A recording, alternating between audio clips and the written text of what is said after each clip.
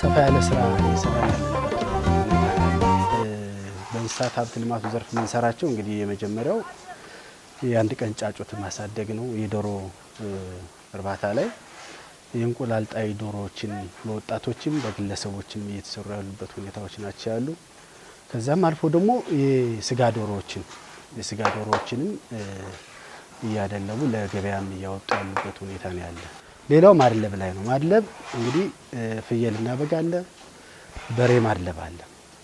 በሁለቱም ዘርፍ በሰፊው እየሄድንበት ያለንበት ሁኔታ ነው ያለ እና ማድለብ አሁን እኛ ከተማ ላይ በጣም በሚገርም ሁኔታ የማድለብ ስራ ላይ የተሳተፉ ሰዎች አዲስ አበባ ድረስ እየጫኑ እየሸጡ ነው ያሉ።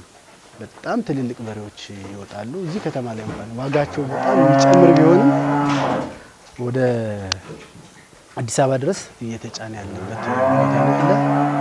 እሱ ላይም ገጠሩንም እያማከልን ወደ ገጠሩም እያሰፋን ያለንበት ሁኔታ ነው ያለ።